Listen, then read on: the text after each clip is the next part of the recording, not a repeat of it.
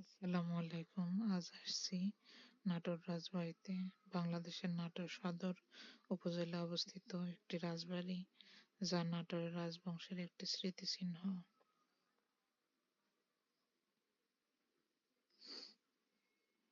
অষ্টাদশ শতকের শুরুতে নাটোর রাজবংশের উৎপত্তি হয়। ১৭০৬ সালে পরগনা বানগাছি জমিদারের ঘনশ্যাম রায় ও ভবানী চরণ চৌধুরী রাজস্ব প্রদানে ব্যর্থ হলে চাকরিচ্যুত হন। দেওয়ান রঘুনন্দন জমিদারটি তার রামভাই জীবনের নামে বন্দোবস্ত করে নেন।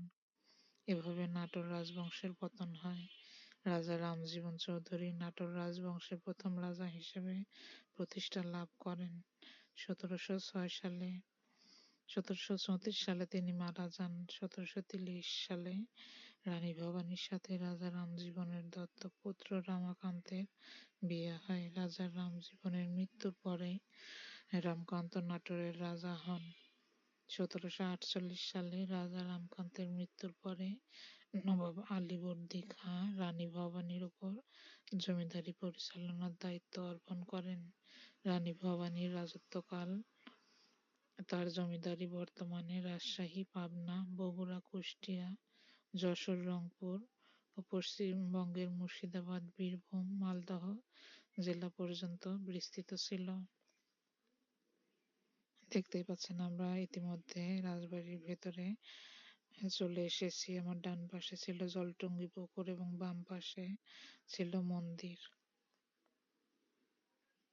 বিশাল এই জমিদারির রাজধানী নিজ জন্মভূমিতে স্থাপনের নিমিত্তে রঘুনন্দন রাম জীবন ও পণ্ডিতবর্গ তৎকালীন ভাতঝাড়ার বিলকে নির্বাচন করেন। ভাতঝাড়ার বিল ছিল পুঠিয়ার রাজা দর্পণ নারায়ণের সম্পত্তি। এজন্য রঘুনন্দন ও রামজীবন রাজা দর্পণ নারায়ণের নিকটে বিলটি রাইতি সত্ত্বে পত্নীর আবেদন করেন। নতুন রাজাকে রাজা দর্পণ নারায়ণ জমিটি রক্ষণাত্তর দান করেন। রামজীবন বিলে দিঘি ও পুকুর চৌকি খনন করে সমতল করেন এবং রাজবাড়ি স্থাপন করেন। এলাকাটির নামকরণ করেন নাট্যপুর। ১৭০৬ সাল থেকে ১৭১০ সালে নাটোর রাজবাড়ি নির্মিত হয়েছিল। রঘুনন্দন বরনগরে মুর্শিদাবাদে থাকতেন। রাজবাড়ির মোট আয়তন ছিল ১২০ একর। ছোট বড় ৮টি ভবন আছে এখানে। ২টি গভীর পুকুর ও ৫টি বড় পুকুর আছে, ছোট পুকুর আছে। রাজবাড়ি বেষ্টন করে আছে ২ স্তরের বড় চৌকি। পুরো এলাকা ২টি অংশে বিভক্ত ছিল, ছোট তরফ ও বড় তরফ। রাজবাড়ির উল্লেখযোগ্য মন্দিরগুলোর মধ্যে হলো শ্যামসুন্দর মন্দির, আনন্দময়ী কালীবাড়ি মন্দির, তারাপীঠ মন্দির ও তারকেশ্বর শিব মন্দির। পরবর্তীতে এটা ১৯৮৬ সাল থেকে রাজবাড়ির পুরো এলাকাটি রানী ভবানী কেন্দ্রীয় উদ্যান বা যুব পার্ক হিসাবে জেলা প্রশাসনের নিয়ন্ত্রণে পরিচালিত হচ্ছে।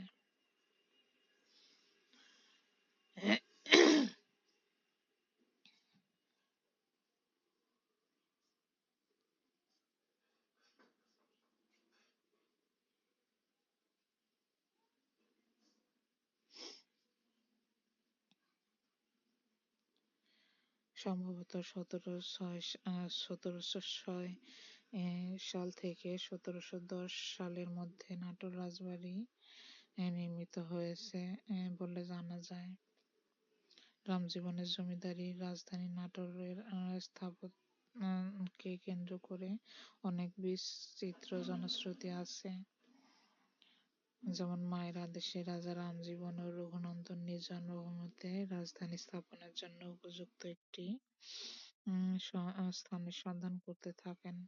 এক বর্ষাকালে রঘুনন্দন রাজা রামজীবন ও পণ্ডিতবর্গ নৌকারোহণের সুলক্ষণাযুক্ত পরিবেশে রাজধানী স্থাপনের জন্য উপযুক্ত স্থান নির্বাচনে বের হন। ঘুরে ঘুরে তারা ভাতঝাড় বিলের মধ্যে উপস্থিত হন। বিলের এক স্থানে তারা দেখতে পেলেন যে দুটি সাপ সাঁতার দিয়ে বিল পার হচ্ছে এবং একটি ব্যাঙ ছোট একটি সাপকে গিলে খাচ্ছে। পণ্ডিতবর্গ উক্ত স্থানকে রাজধানী নির্মাণের স্থান হিসাবে উপযুক্ত বলে মত প্রকাশ করায় তারা সেখানে রাজবাড়ি নির্মাণ করেন বলে স্থির করেন। এরপরে রাজবাড়ি নির্মাণ করার পরে রাজ আমলা কর্মচারী বহুবিধ লোকের সমাগমে অল্পদিনের মধ্যে বিলটি একটি শহরে পরিণত হয়। এই সেই পরিণত শহরই নাটোর নামে পরিচিত। এটা নাটোর শহর থেকে সরাসরি রিকশা বা টেম্পো যোগে যাওয়া যায়। মহারানী ভবানীর স্মৃতি বিজড়িত নাটোর ৪৯.১৯২৫ একর জমির উপর নাটোর রাজবাড়ি নির্মিত হয়েছিল। রাজা রামজীবন নাটোর রাজবাড়ির প্রথম রাজা হিসেবে প্রতিষ্ঠা লাভ করেন। রাজা রামকান্ত তার মৃত্যুর পূর্ব পর্যন্ত অর্থাৎ ১৭৪৮ খ্রিস্টাব্দ পর্যন্ত নাটোরেই রাজত্ব করেন বলে জানা যায়।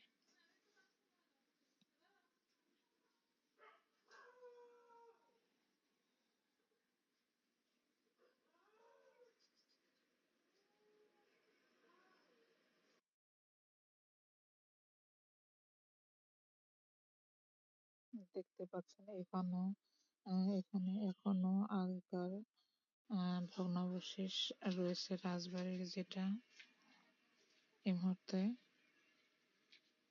এখনো সেই একই অবস্থাতে পড়ে রয়েছে। রানী ভবানী ১৭১৬ সাল থেকে ১৮২ ছিলেন ব্রিটিশ আমলে একজন দূরদর্শী ও জনহিতৈষী জমিদার, যিনি নাটোর এস্টেটের মহারানী হিসেবে পরিচিত।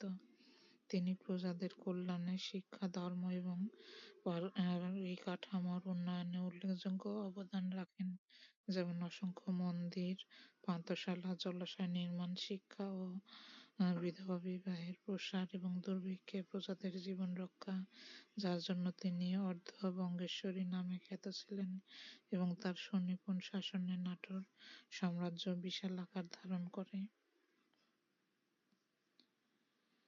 তিনি বগুড়া জেলার ছাতিয়ান গ্রামে আত্মারাম চৌধুরীর কন্যা হিসেবে জন্মগ্রহণ করেন। মাত্র ১৫ বছর বয়সে নাটোরের জমিদার রাজা রামকান্ত রায়ের সাথে তার বিবাহ হয়। জমিদার হিসেবে তিনি উত্থান করেন। ১৭৪৮ সালে সাময়িক মৃত্যুর পরে তিনি নাটোর এস্টেটের দায়িত্ব নেন এবং প্রায় ৪ দশক বা ৫৪ বছর সুচারুভাবে পরিচালনা করেন। তার বলিষ্ঠ নেতৃত্বের কারণে নাটোর জমিদারি রাজশাহী, পাবনা, বগুড়া, কুষ্টিয়া, যশোর, রংপুর ও মুর্শিদাবাদ, বীরভূম ছড়িয়ে মালদা পর্যন্ত বিস্তৃত হয়। তিনি নবাবকে বার্ষিক প্রায় ৭০ লক্ষ টাকা রাজস্ব দিতেন এবং তার দেওয়ান দয়ারাম তার কাজে ব্যাপক সহায়তা করেন। তিনি প্রচুর মন্দির, বরগুনার ৪ মন্দির, অতিথি ভবন ও পুকুর নির্মাণ করেন, যেমন দুর্গাকুণ্ড নির্মাণ করেন। ১৭৭০ সালের দুর্ভিক্ষের সময় তিনি প্রজাদের খাদ্য ও চিকিৎসার ব্যবস্থা করেন। শিক্ষা ও বিধবা বিবাহের প্রসারেও তিনি তার ভূমিকা রেখেছিলেন। হাওড়া থেকে কাশী পর্যন্ত রাস্তা, বর্তমানে বোম্বে রোডের অংশ নির্মাণ তার অন্যতম বড় কীর্তি। প্রজাহিতৈষী ও প্রশাসনিক দক্ষতা, প্রজাদের ভালোবাসা ও শ্রদ্ধার কারণে তারা তাকে মহারানী উপাধি দেন। তিনি সিরাজউদ্দৌলার বিরুদ্ধে ব্রিটিশদের সহায়তা করেন অস্বীকার করেছিলেন, যা তার দূরদর্শিতা ও নৈতিকতার পরিচয় দেয়। রানী ভবানীর জীবন ও কর্ম ছিল শিক্ষা, প্রশাসন, জনকল্যাণ এবং ধর্মীয় অনুশাসনের এক অসাধারণ দৃষ্টান্ত, যা তাকে বাংলার ইতিহাসে অমর করে রেখেছে।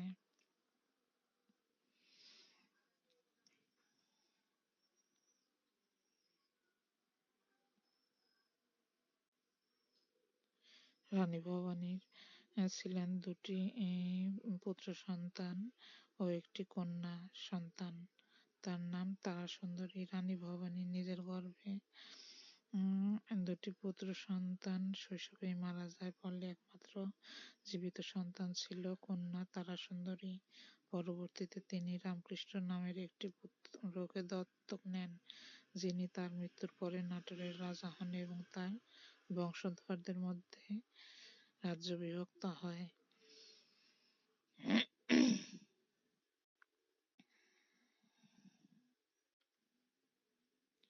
রানী ভবানীর স্বামী রাজা রামকান্ত মৈত্র রায় এর মৃত্যুর কারণ সম্পর্কে নির্দিষ্ট কোনো তথ্য উল্লেখ করা হয়নি, তবে ১৭৪৮ সাল বা তার কাছাকাছি সময়ে তার আকস্মিক মৃত্যু হয়েছিল বলে জানা যায়, যার ফলে অল্প বয়সী ভবানী দেওয়ান জমিদার হিসাবে নাটোরের দায়িত্ব গ্রহণ করেন এবং পরে রানী হিসেবে পরিচিতি লাভ করেন। মূলত রানী ভবানীর ডাকনাম ভবানী এর জমিদারি উত্তরাধিকার এবং তার ক্ষমতা গ্রহণের প্রেক্ষাপট থেকেই তার স্বামীর মৃত্যু সম্পর্কে জানা যায়, কিন্তু মৃত্যুর কারণ যেমন রোগ দুর্ঘটনা বা অন্য কিছু এটা সুনির্দিষ্টভাবে কেউ বলতে পারেনি। স্বামীর মৃত্যুর পরে রানী ভবানী অত্যন্ত বিচক্ষণতার সাথে বিশাল নাটোর জমিদারি দায়িত্ব নেন এবং প্রজা পালনে অসামান্য ভূমিকা রাখেন।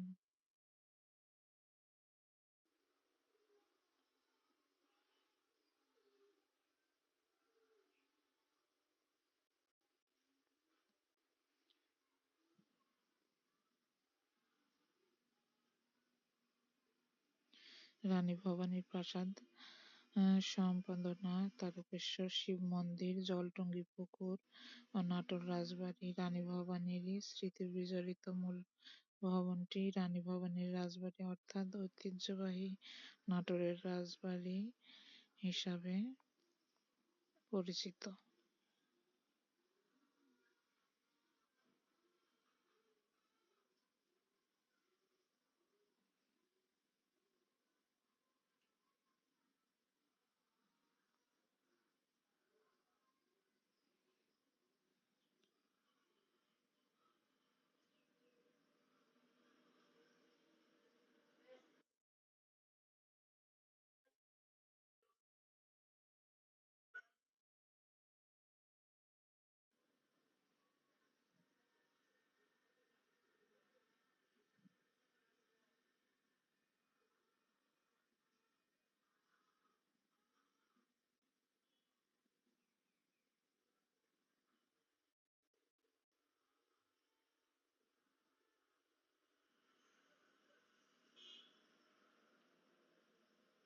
আমরা এইমাত্র মন্দিরটা ঘোরাফেরা শেষে বের হয়ে আসি, দেখতেই পাচ্ছেন।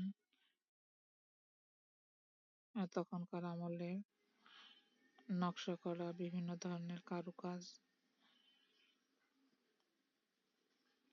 এটা ছিল বড় তরফের মন্দির। এর পাশে পাশ দেশে এটা ছিল গার্ড হাউস। এখনো এখানে বিভিন্ন ধরনের গার্ডদের বাসস্থান এটা। এর পাশে এখানে এখন বিভিন্ন ধরনের দোকান অবস্থিত। কিছু মানুষ এখানে এই দোকানের দোকানদারি করে তাদের জীবিকা নির্বাহ করে। এখানে ছিল বিভিন্ন ধরনের চুড়িমালা, অর্নামেন্টস এবং আরো অনেক কিছু। বাচ্চাদের জন্য বিভিন্ন ধরনের খেলনা, মাটির তৈরি বিভিন্ন ধরনের জিনিসপত্র দেখতেই পাচ্ছেন এবং ছোট বড় হরেক রকমের।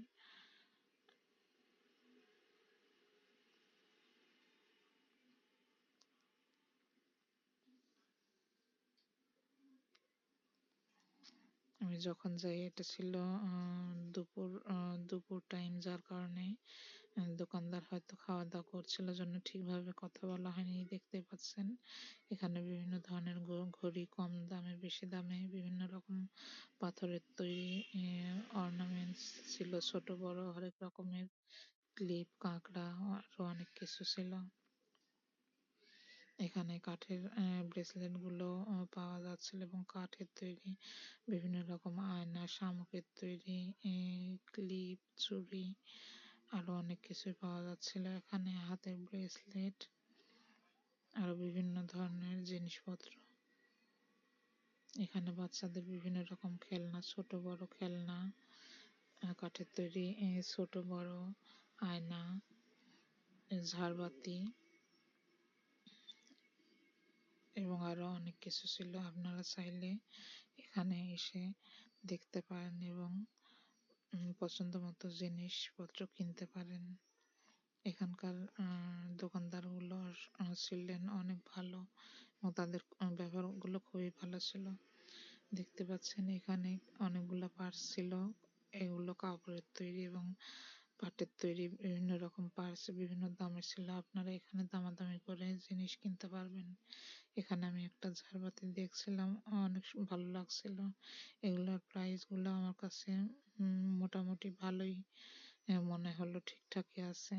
আপনারা এসে এগুলা দামাদামি করে নিতে পারবেন।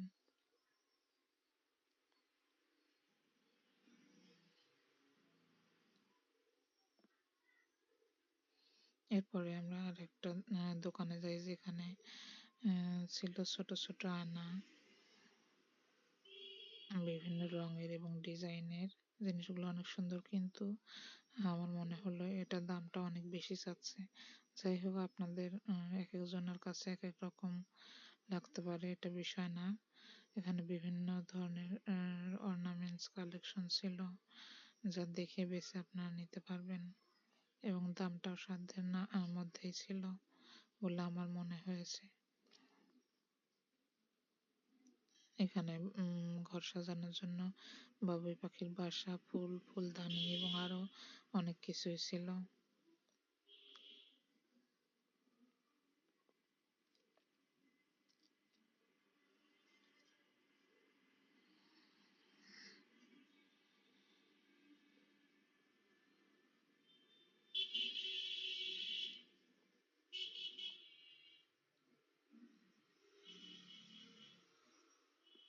এই জায়গাটা ঘোরাফেরার জন্য অসম্ভব সুন্দর একটি জায়গা। এখানে বিভিন্ন ধরনের অনুষ্ঠান, বিয়ে পার্টি বা অফিসিয়াল কোনো অনুষ্ঠান করতে চাইলে আপনারা এখানে করতে আসতে পারেন। প্রশাসনের কাছ থেকে অনুমতি নিয়ে সব ধরনের ব্যবস্থা এখানে করা যায়। দেখতে পাচ্ছেন আমি একটা পার্স দেখছিলাম, আমার কাছে ভালোই লাগলো, কিন্তু দামটা মনে হয় বেশি চাচ্ছিল, যার কারণে আমি এটা রেখে দিই। এখানে কাঠের আয়নাগুলো ছিল, এক এক দোকানে এক এক দাম। আপনারা যেখানে ভালো লাগে সেখান থেকে নিতে পারেন দামাদামি করে।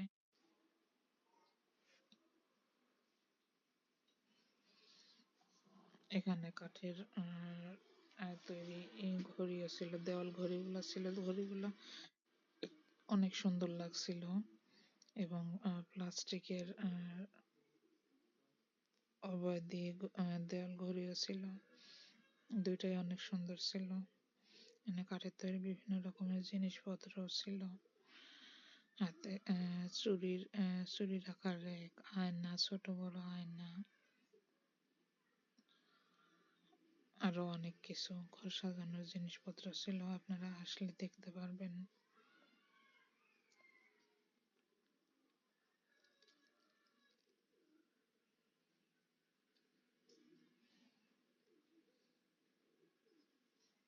ঠিক পাচ্ছেন, আমি এক এক করে প্রত্যেকটা দোকান কি কি আছে না আছে সব দেখিয়ে দিলাম। আপনারা সরাসরি দেখতে চাইলে এখানে আসবেন এবং ঘোরাফেরা করে কেনাকাটা করে নিয়ে যেতে পারবেন। আমি এগুলো দেখছিলাম, ব্রেসলেট বিভিন্ন ধরনের কালারের এবং রঙের। দোকান ঘোরাফেরা শেষে আমি রাজবাড়ির ছোট তরফের দিকে আগাচ্ছিলাম। এই যে এই দেখতে পাচ্ছেন, এইখানে বিভিন্ন ধরনের পার্টি এবং অনুষ্ঠান করতে চাইলে আপনারা করতে আসতে পারেন। এর পাশেই ছিল ফুচকা স্টল, এখানে চটপটি ফুচকা, দই ফুচকা, আরো অনেক কিছু পাওয়া যায়।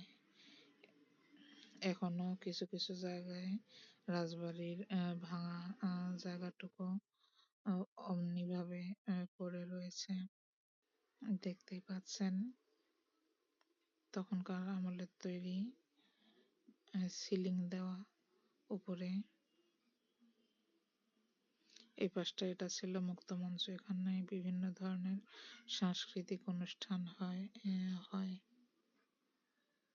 আর দূরে ছিল এটা ছোট তরফের পুকুর পাড়।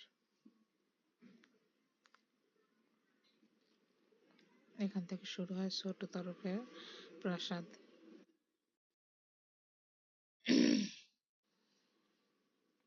মুক্তমঞ্চের পাশেই ছিল এই প্রাসাদটি। আমরা মুক্তমঞ্চ পার হয়ে সামনের দিকে গিয়ে যাব ছোট তরফের প্রাসাদের দিকে। এখানে এখনো আগের এই ভাঙাচোরা অনেক ঘরবাড়ি দেখতে পাওয়া যাবে তখনকার সময়ের।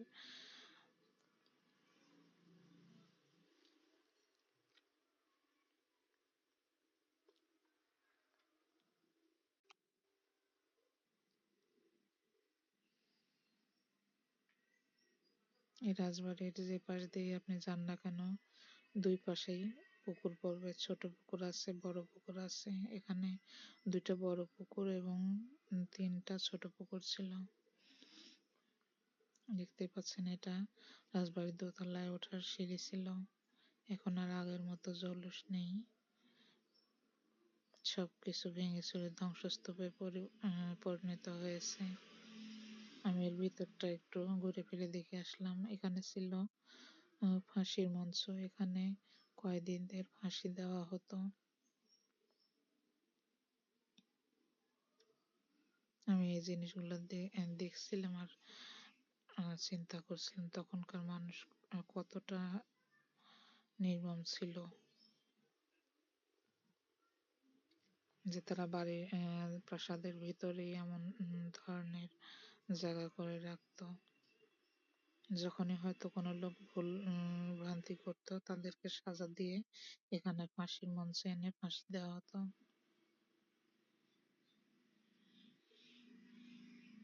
এই যে দেখছেন ছোট তরফের প্রাসাদের আরেকটি অংশ। পেছনের অংশটা অনেকটাই ভেঙে গিয়েছে এবং তার পাশেই ছিল আরেকটি বড় পুকুর।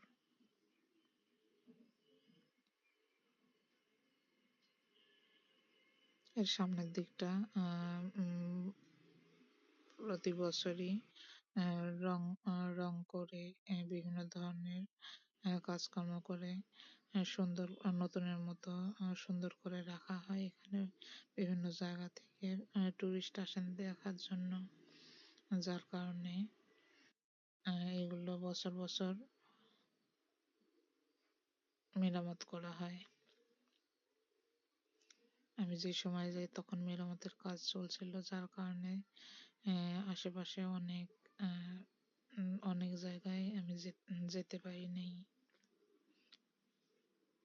এই যে দেখছেন এটা ছিল ছোট তরফের রাজবাড়ি। ছোট তরফ বড় তরফ বলতে হচ্ছে বড় ভাই এবং ছোট ভাই।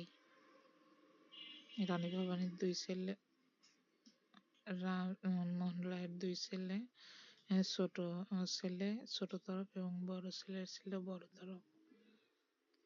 এই পাশটা ছিল ছোট তরফের বিশাল পুকুর।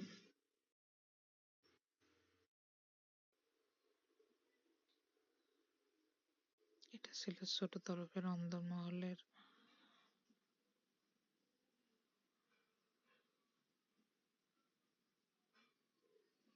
এখনো সেই আগের মতো নকশা করা কারুকার্য করা ছিল দেওয়ালে, দরজায়, সিলিংয়ে। এই যে দেখতেই পাচ্ছেন অসম্ভব সুন্দর। তখনই বাহিরে থেকে শিল্পী এনে রাজা এই প্রতিষ্ঠিত রাজবাড়ি নির্মাণ করেন। এটা ছিল ছোট তরফের অপর আরেক সাইডে।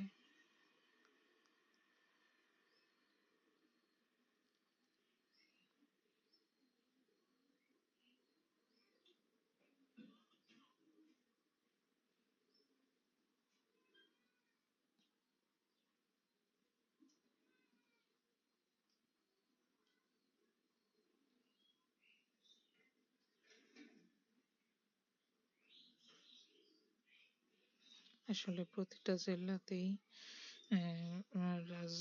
বংশের কিছু না কিছু স্থাপত্য কর্ম আছে, যেটা আমরা সবসময় দেখে উঠতে পারি না এবং এখানে যাওয়া আমাদের সম্ভব হয় না। যার কারণে মাঝে মধ্যে যখন সময় পাই এদিকে যাই এবং আপনাদের কাছে তুলে ধরার চেষ্টা করি। আপনাদের যদি আমার ভিডিওগুলো ভালো লাগে তাহলে লাইক কমেন্ট শেয়ার অবশ্যই করবেন এবং কমেন্টে জানাবেন আপনারা আর কোন জায়গা দেখতে চান, আমি দেখানোর চেষ্টা করব।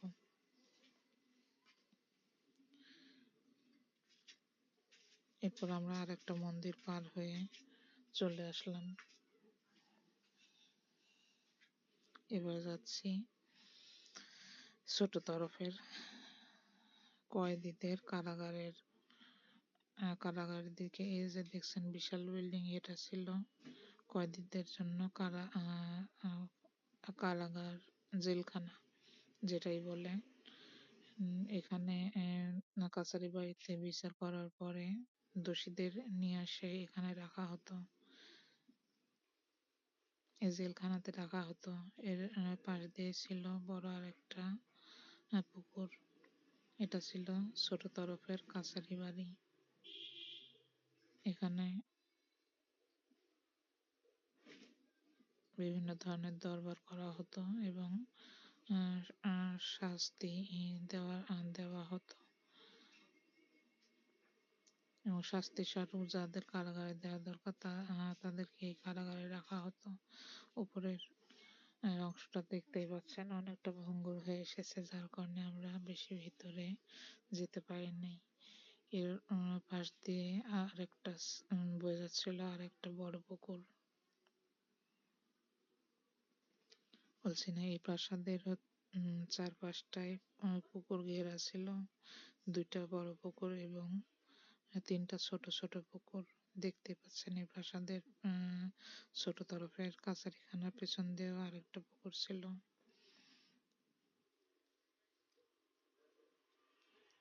এই পাশটায় রক্ষণাবেক্ষণের অভাবে আরো ভঙ্গুর হয়ে পড়েছে।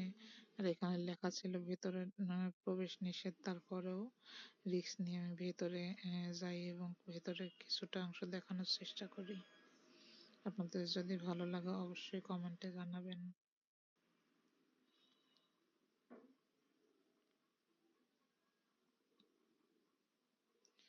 আর আপনাদের চাইলে এখানে এসে রাজবাড়িটা ঘোরাফেরা করে দেখে যেতে পারেন। প্রাচীন রাজাদের সবকিছু জিনিসপত্র এখনো সেভাবেই রাখা হয়েছে, আগে যেভাবে ছিল।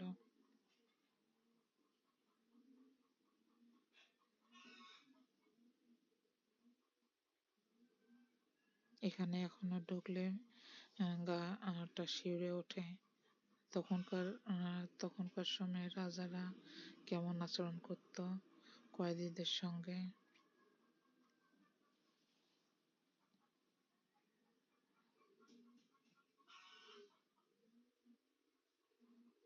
আমি এখানে কাছারি বাড়ি ঘোরাফেরা শেষে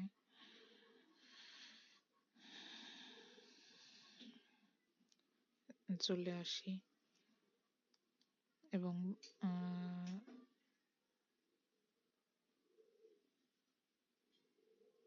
আশেপাশটা একটু দেখতে থাকি। এপাশে আমার ডান সাইডে ছিল ছোট তরফের একটা ছোট পুকুর, দূরে দেখতে পাচ্ছেন এটা ছিল ছোট তরফের প্রাসাদ এবং তার সামনে বিশাল পুকুরটা।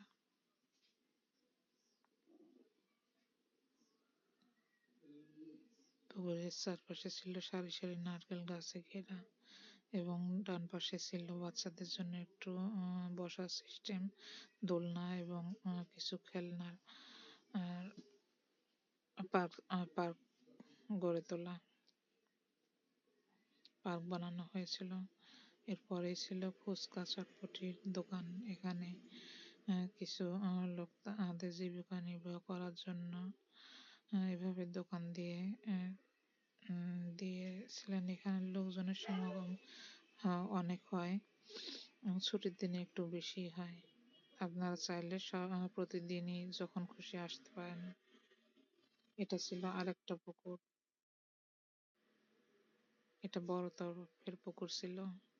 এই পুকুরের পাশ দিয়ে আমি বের হয়ে চলে আসি। বড় তরফের মন্দিরের দিকে।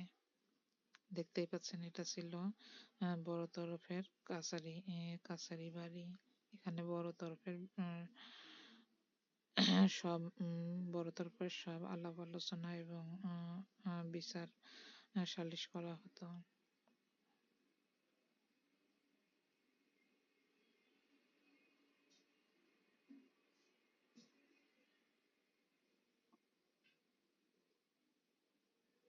এটার পাশ দিয়ে আমি বড় তরফের মন্দিরের দিকে আগাই। দেখতেই পাচ্ছেন এই এক নজরে এই কাছারি বাড়িটা আবারও দেখিয়ে দিলাম। আর দূরে ওটা দেখা যাচ্ছে রানী ভবানীর রাজবাড়ির অংশবিশেষ।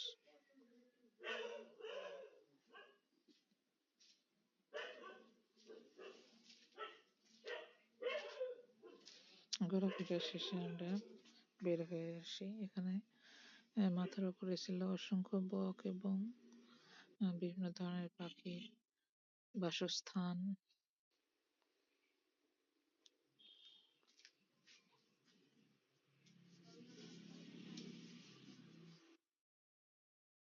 এরই মাঝে আমরা একটা ঘোড়ার গাড়িরও দেখা পেয়ে যাই। অবশেষে ঘোরাফেরা শেষ করে আমরা বাড়ির উদ্দেশ্যে রওনা দিই, নতুন গন্তব্যের জন্য।